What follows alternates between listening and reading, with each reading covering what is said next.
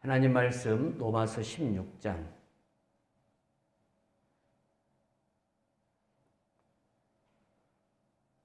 8절에서 10절에 있는 말씀까지입니다.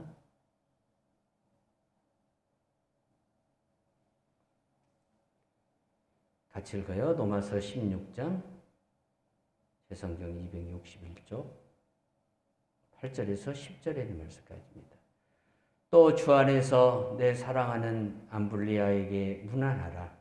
그리스도 안에서 우리의 동역자인 우르바노와 나의 사랑하는 스타구에게 문안하라. 그리스도 안에서 인정함을 받은 아벨레에게 문안하라. 아리스토블로의 권속에게 문안하라. 아멘.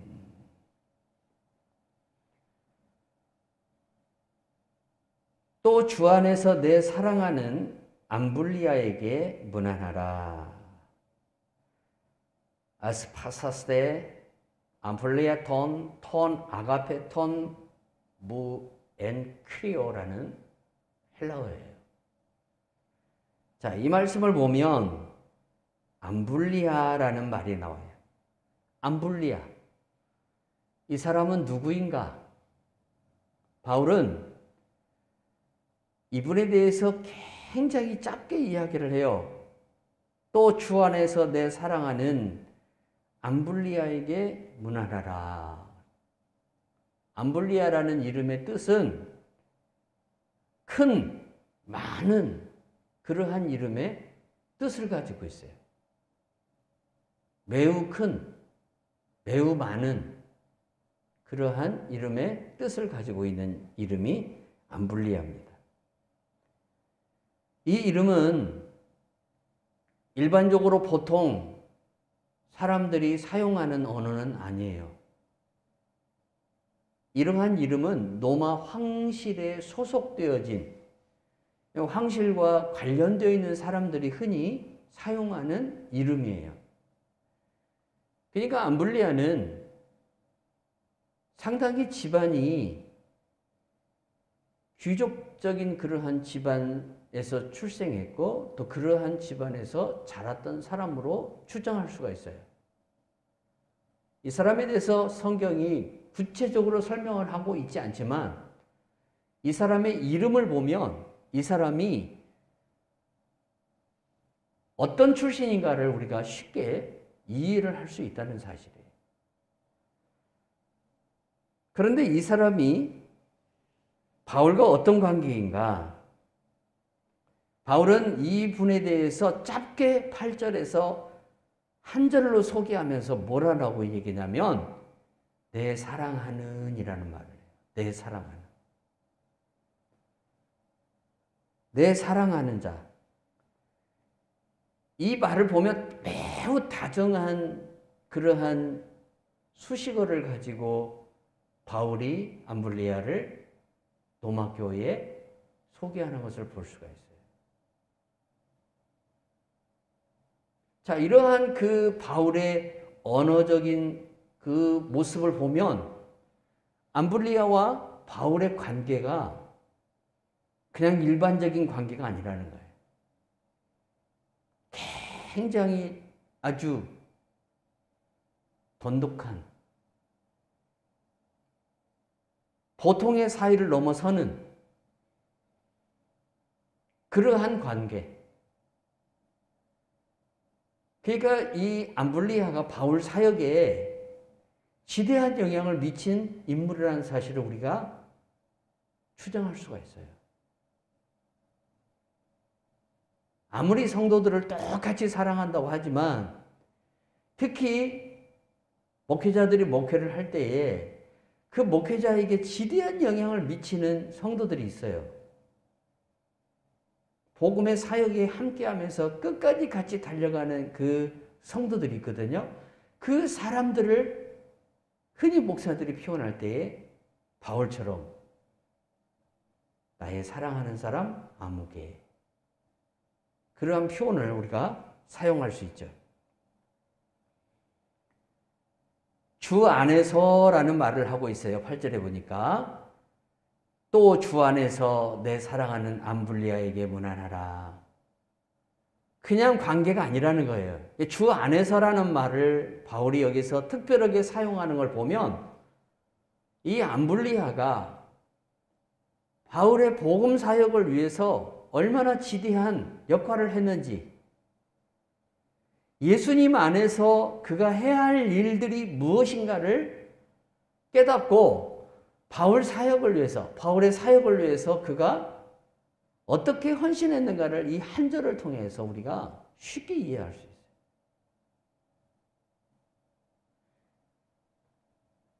또 주 안에서 내 사랑하는 암블리아에게 문안하라. 자, 로마 황실의 어떤 집안에서 태어난 사람으로 그렇게 추정이 돼요. 그의 이름을 봤을 때 황제의 가문에서 이러한 이름을 많이 사용했기 때문에 만약에 이 사람이 로마 황실의 가문에서 출생하고 거기서 자란 사람으로서 복음을 영접하고 바울 사역에 동참했다면 이것은 당시에 있어서는요 어마어마한 사건이에요. 왜 그러냐면 이미 사도 바울을 통해서 로마 황실에게까지도 복음이 들어갔다는 사실입니다.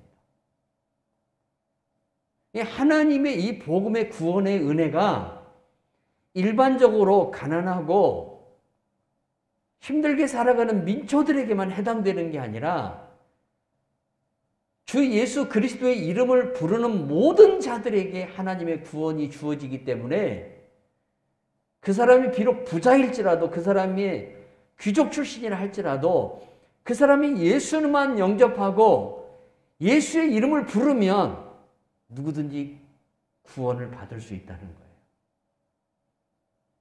그러나 이러한 사람들이 많지는 않아요. 소수예요.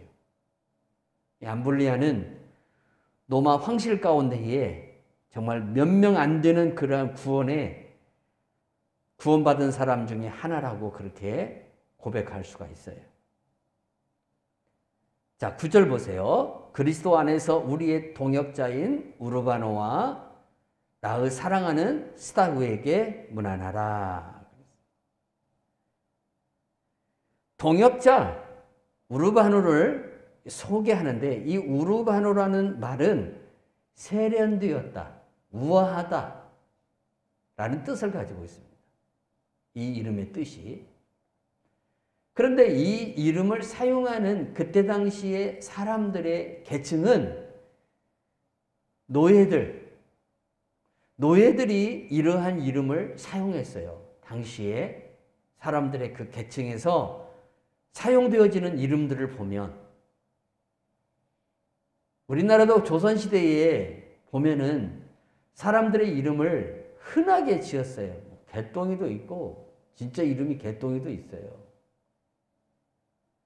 이 여자분들은 왜 그 자자를 그렇게 넣어가지고 뭐 말자, 뭐 먼자 왜 그런 이름들을 그렇게 짓는가 몰라요. 그런 이름들은 흔한 이름들이에요. 대부분 그런 이름들을 가지고 있는 사람들은 어떤 양반집 자제나 어떤 귀한 어떤 황실에 속한 사람들은 아니고 보통 일반적으로 그 시대를 살아갔던 그 서민들이나 혹은 굉장히 낮은 삶을 살아갔던 그 천민들의 삶 속에서 그러한 이름들을 많이 발견할 수 있듯이 여기 나오는 우르바노라는 이 이름 또한 뜻은 참 좋아요. 세련되었다, 우아하다 라는 뜻을 가지고 있지만 그러나 이러한 이름은 당시에 누가 사용하는 이름이냐면 노예가 사용하는 이름들이에요. 그래서 추정하기는 우르바노가 노예 출신이라고 볼 수 있어요. 성경에 나오는 노예 출신 중에 바울의 사랑을 참 많이 받은 한 사람이 있죠. 빌레몬서에 나오는 오네시모예요. 빌레몬의 집안의 노예였는데 이 사람이 거기에서 탈출해가지고 노마로 도망간 거예요. 근데 노마에서 바울이 이제 만납니다. 이 오네시모를. 그리고 자기가 이미 알고 있는 이 빌레몬이라는 사람의 집에 노예라는 사실을 알고 빌레몬에게 편지를 쓰는 거예요. 이 사람이 예수 그리스도를 영접했다. 그러니까 이 사람이 그리스도 안에서 자유함을 누리도록 그러한 내용을 바울이 빌레몬에게 편지로 보내는 것을 볼 수가 있어요. 마찬가지로 우르바노도 이름은 아주 세련되고 우아한이라는 뜻을 가지고 있지만 이러한 이름을 당시에 노예들이 사용하는 이름이기 때문에 그가 노예 출신으로서 그러한 삶을 살아가다가 바울을 만났다는 사실. 바울을 만나서 복음을 통해서 이제 새로운 역사가 일어났어요. 우리나라에서 이 우르바노와 같은 분들이 계셔요. 우리나라 조선 말기에 복음이 들어왔잖아요. 그때 그 복음을 영접한 사람들이 거의 천민들이에요. 백정의 아들도 있어요. 백정의 아들이 우리나라 최초의 지금 세브란스 병원의 전신인 강혜원. 거기에 최초의 한국인 의사가 백정의 아들입니다. 알렌 선교사가 그를 선택했고 그를 지명했고 그래서 그가 의학을 공부해서 이제 우리나라 최초의 의사가 되는 거죠. 언젠가 한번 MBC에서 방송에서 드라마로 그 방송을 한 적도 있어요. 우리나라 조선 말기의 복음의 상황을 보면 여러분 백정들이 다니는 교회가 있었어요. 백정들이 다니는 교회. 지금 여러분 서울에 가면 인사동 쪽에 숭동교회라고 있습니다.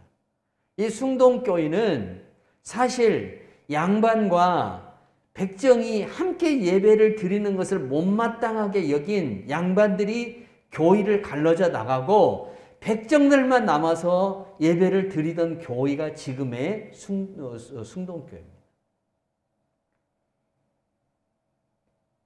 그때 복음이 들음으로 말미암아 우리나라에서 노예 계층에서 살았던 사람들이 새로운 어떤 그러한 이제 계층으로 변화가 되어지는. 로마서 1장에 아니 고린도전서 1장에서 바울이 뭐라고 얘기합니까? 하나님은 미련한 자를 지혜롭게 하시고 낮은 자를 높이시는 하나님이고 가난한 자를 부하게 하시는 하나님인데 이걸 누가 하냐면 복음이 한다는 거예요. 복음을 영접한 사람들에게 하나님이 이 은혜를 주는데 그 중에 한 사람이 바로 누구냐면 우르바노예요. 이 우르바노가 결국에는 바울의 동역자가 돼요. 동역자라는 것은 뭡니까? 같이 하나님의 사역을 했다는 겁니다. 사역을 같이 했다는 거죠. 하나님의 일을 같이 했다는 거예요. 자, 그 다음에 또 누가 나오냐면 나의 사랑하는 스다구에게 문안하라. 스다구라는 말은 나의 사랑하는 사람이라는 뜻입니다. 이 이름도 로마 귀족들이 사용하는 그러한 이름 중에 하나예요. 그래서 이 스다구도 로마 황실에 속한 사람 중에 한 사람으로 그렇게 보인다라고 추정을 하고 있죠. 자, 이 사람들이 어떻게 복음을 영접하였는가는 우리는 알지는 못해요. 그러나 분명한 것은 하나님께서는 아무리 높은 그러한 어떤 계층에서 사는 사람들이라고 해서 하나님께서 그 사람들의 구원을 외면하시는 하나님이 아니라는 거예요. 하나님은 그들도 구원하시고 가장 낮은 자리에서 살아가는 계층에 있는 사람들도 구원하시는 하나님이시죠. 하나님의 구원에는 차별이 없으셔요. 하나님은 그래서 정의롭고 공의로우신 분이에요. 자, 스다구도 8절에 나오는 암블리아처럼 바울에게 참 사랑을 많이 받은 사람 같아요.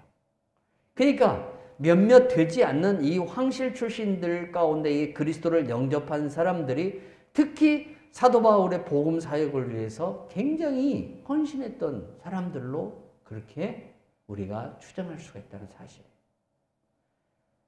요즘 참 금수저라는 흙수저라는 말이 유행하는 그러한 시대에 우리가 살고 있으면서 금수저로 태어날 수도 있어요.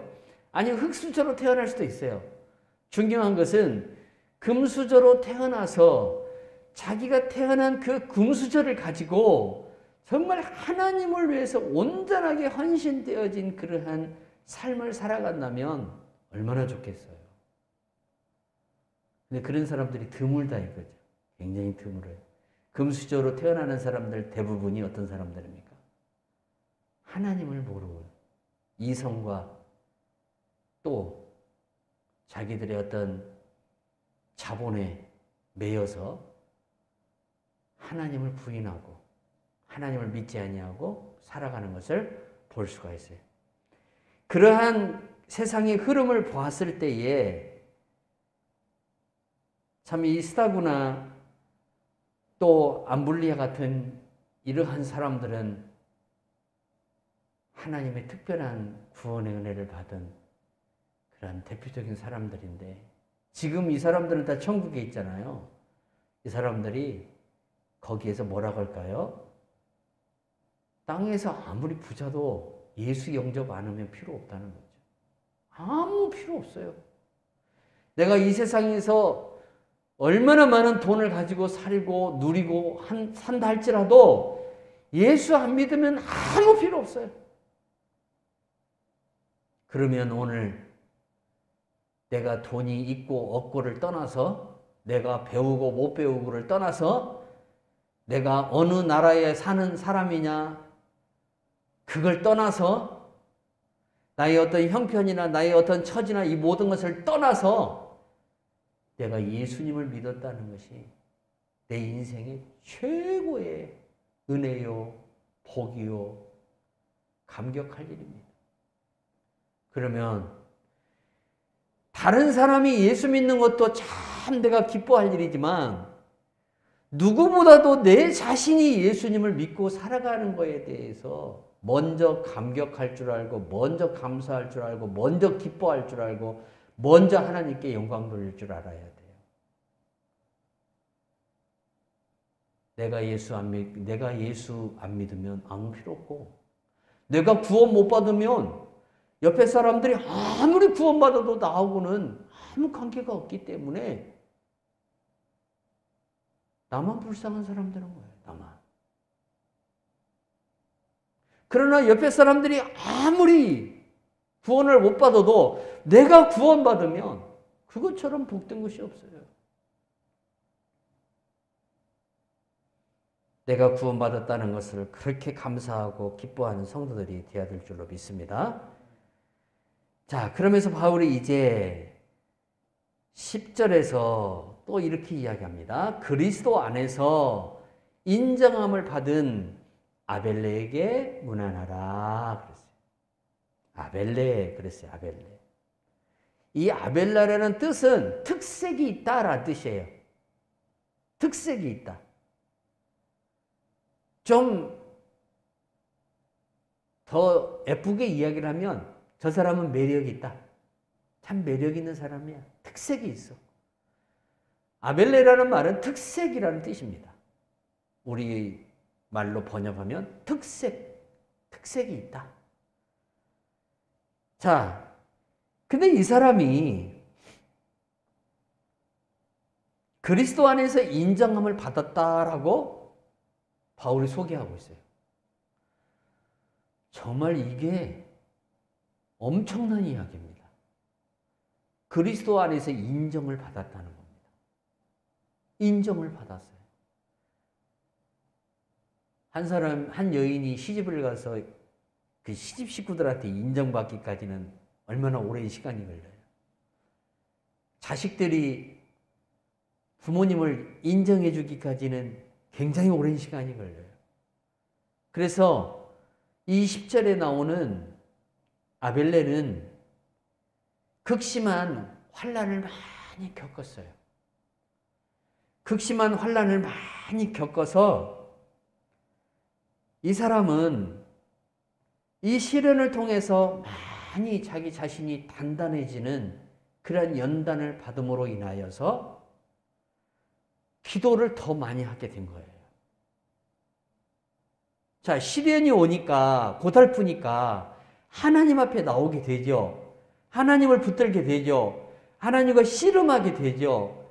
하나님과 막 하나님 앞에 기도하게 돼. 그 기도를 통해서 어떤 일이 벌어지냐면 이 사람에게 하나님의 측량할 수 없는 은사가 임하기 시작한 거예요. 측량할 수 없는 은사. 그리고 이 은사를 가지고 하나님의 교회를 세워나가고 바울 사역을 돕는 일에 최선을 다했어요. 그러다 보니까 이 10절에 나오는 아벨레를 바울도 인정하고 초대교회 성도들이 이 사람을 인정해 주시죠. 자, 그러면 누구도 인정했다고 봅니까? 하나님도 이 사람을 인정했다는 거예요. 인정받는 사람이 돼야 돼요. 하나님 앞에나 사람 앞에 인정받는 성도가 돼야 됩니다. 요즘 사람들은 참 무정해가지고 사람을 인정하려고 하진 않아요. 자기에게 이득이 있으면 인정하고 이득이 없으면 외면하는 그러한 모습을 서슴없이 이 말세를 살아가는 사람들은 보여주고 있어요. 인정받기 위해서는 얼마나 많은 자기 절제가 있어야 돼요. 목사가 목사로서 인정받으려면 보통 힘든 게 아니에요. 자기 절제가 있어야 되고 끝없는 영성과 기도에 전념해야 되고 또 말씀에 충만함을 입어서 말씀을 가르치는 데에 부족함이 없어야 되고 이것만 있으면 교인들이 인정할까요? 아니에요. 보니까요. 또 사랑이 없다고 또 옆에서 투덜대요. 사랑이 없다. 이러면 이렇다 저러면 저렇다. 우리가 그래서 인정받기가 이렇게 힘들다는 겁니다. 그런데 모든 초대교회 그리스도인들이 이 10절에 소개되어지고 있는 아벨레를 인정을 하고 있다는 거예요. 교인들이 이 사람을 인정하는 거예요. 교회의 직분자를 세울 때는 성도들에게 인정을 받지 않는 사람을 세우면 안 돼요. 목사님이 봐가지고 교회에 좀 발전을 위해서 세웠으면 좋겠다. 그런 식으로 직분자가 세워지면 그 직분은 타락할 수 있는 가능성이 매우 높습니다. 교인들한테 인정받지 못하는 사람은 세우면 안 됩니다. 성도들한테 인정받아야 돼요. 성도들은 알아요. 말은 하지 않고 있지만 다 알아요. 보고 있어요. 성도들이 말하지 않고 보고 있듯이 우리 하나님도 보고 계셔요. 그래서 하나님 앞에서나 사람 앞에 인정받는 우리 예수님과 같은 그러한 신앙생활을 여기 10절에 나오는 아벨레가 했다는 사실이에요. 참 그러니까 이 사람의 신앙이 얼마나 대단했겠냐 이거예요. 짧은 구절 속에 나오는 한 사람의 이름이지만 이렇게 인정받기까지는요. 여기에 기록이 안 됐을 뿐이지 바울은 이 사람에 대해서 한마디로 함축해 놨어요. 이 함축되어진 말 속에 이 사람의 모든 것이 다 들어가 있는 거예요. 그러나 가장 나를 인정하여 줘야 할, 내가 가장 인정받아야 할 분은 하나님이십니다. 누구보다도 하나님 앞에 인정받아야 됩니다. 하나님한테. 아무리 사람들한테 칭찬 들어도 하나님한테 인정받지 못하면 불행한다 됩니다. 먼저 하나님 앞에 인정받는 성도가 되어야 될 줄로 믿습니다. 자, 10절 하반절에 보면 아리스토블로라고 나와요. 아리스토블로 권속에게 문안하라. 이 아리스토블로가 누구냐면 예수님이 태어났을 때에 베들레헴의 그 예수님의 같이 태어난 그 세대들을 죽인 헤롯 대왕이 있죠. 그 헤롯 대왕의 손자예요. 이 사람이. 그럼 이 사람이 예수를 영접했느냐? 아닙니다. 이 사람은 예수 믿는 사람이 아닙니다. 이 사람이 누구냐면, 이 사람의 형이 누구냐면 바울을 신문했던 헤롯 아그리빠 왕입니다. 헤롯 아그리빠 왕이 바울을 신문했잖아요. 바울이 그 로마의 죄수로 갈 때에 잠깐 신문한 적이 있잖아요. 자, 그때에 나오는, 그 장면에서 나오는 헤롯 아그리빠가 여기에 나오는 10절에 나오는 아리스토블로의 형이에요.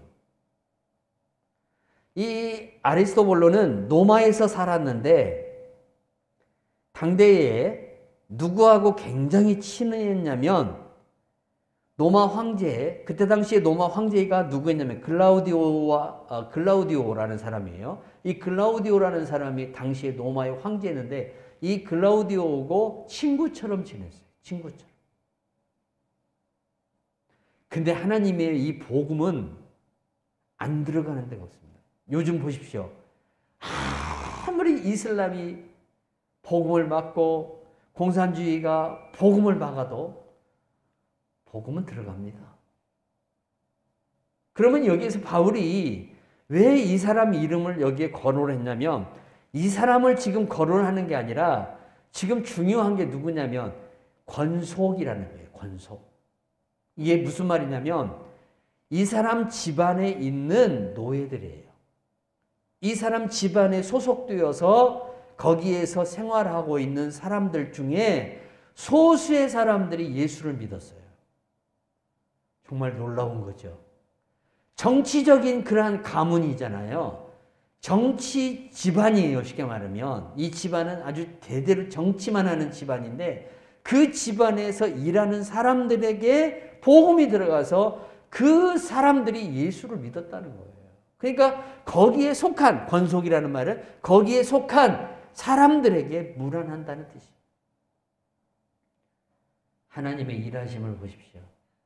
하나님은 공산주의 속에서 일하고 김정은이가 난리를 치고 별짓을 다 해도 하나님은 거기에 거룩한 씨앗들을 남기고 북한 교회가 지상에서 싹 사라졌지만 하나님은 거기에 그루터기들을 남겨놓으시고 구원의 백성들을 여전히 지금도 보살피고 많은 순교자들이 나오지만 최고로 순교자가 많이 나온 데가 아마 북한일 것 같아요. 그렇지만은 여전히 거기에서 하나님의 백성들이 주님의 은혜 가운데에 계속해서 생산되고 있다는 거예요. 놀라워요, 놀라워. 하나님이 어떻게 이 일을 하실까? 아니, 성경이 들어갈 수도 없고 목사가 있을 수도 없고 교회도 없잖아요. 그런데도 정말 그 북한에 있는 교회와 중국에 있는 특히 이 지하교회들, 가정교회들, 제가 오늘 새벽에 기도하면서 하나님, 나라와 민족을 위해서 기도합니다 라고 하면서 이 나라를 위해서 기도하면서 북한을 위해서 기도했는데 북한을 위해서 기도했어요. 기도하면서 하나님 빨리 통일되게 해주시고 저 북녘 땅에 있는 우리 그 믿음의 형제들이 자유를 얻게 해주시고 김정은이 이 공산주의 체제가 빨리 무너지게 해주십시오. 시진핑 공산주의가 무너지게 해주십시오. 그렇게 기도를 하는데 하나님께서 제 마음속에 딱 어떤 질문을 주냐면 그러면 묻겠다 그러더라고요. 내가 너에게 한 가지 묻겠다.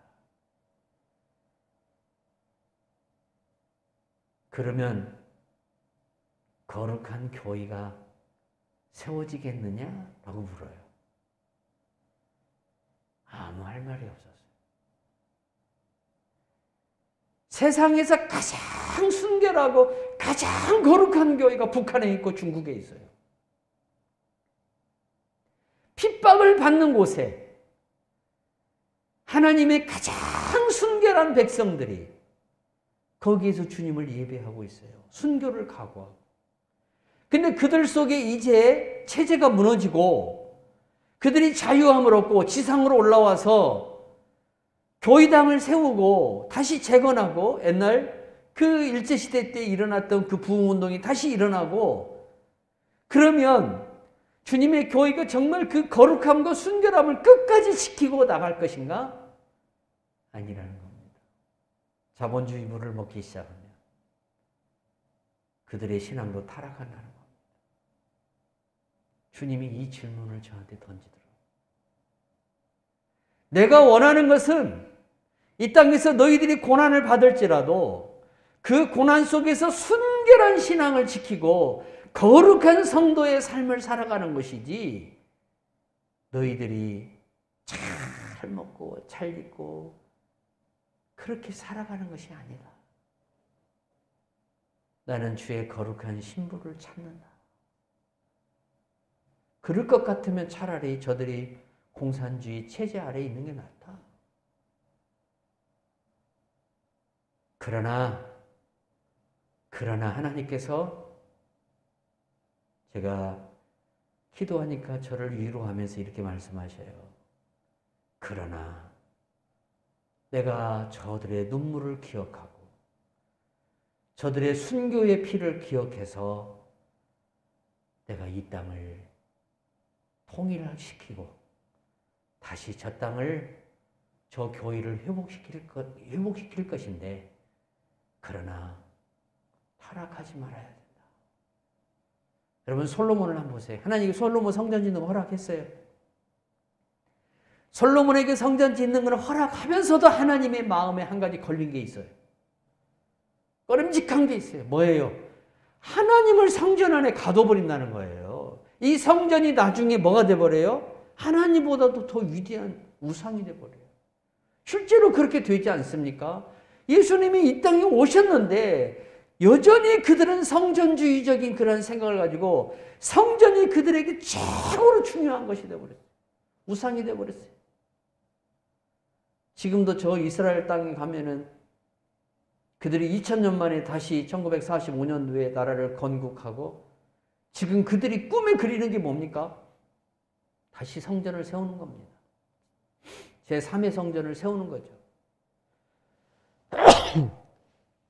이것이 그들의 꿈이에요. 소망이에요. 그거 아무 필요 없어요. 우리가 봤을 때는. 왜? 이미 예수님이 성전을 완성하셨기 때문에. 주님이 원하시는 것은, 사람은 눈에 보이는 건물을 원하는데 주님은 사람 성전을 원하시더라 이거예요.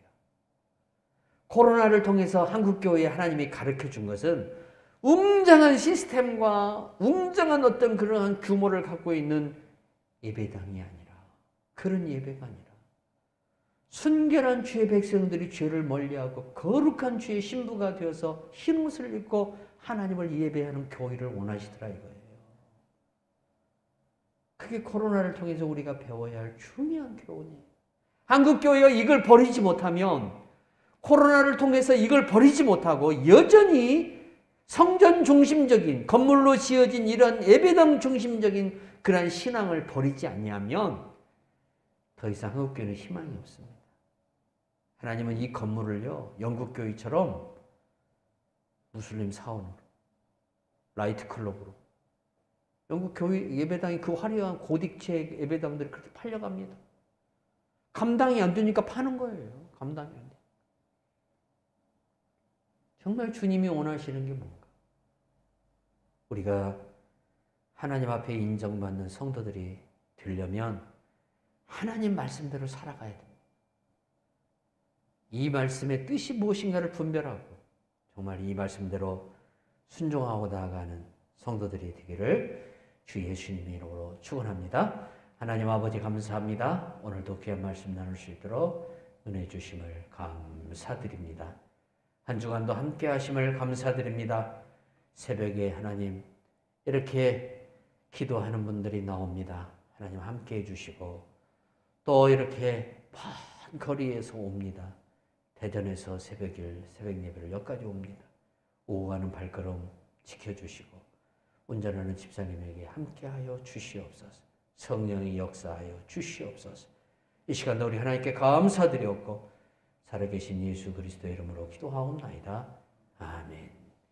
이제는 우리 주 예수 그리스도의 은혜와 하나님 아버지의 크신 사랑과 성령 하나님의 함께 하심이 오늘 또 하나님 앞에 나와 수예배로 영광을 돌린 귀한 성도들을 위해 이제로부터 영원토록 함께 있을지어다. 아멘.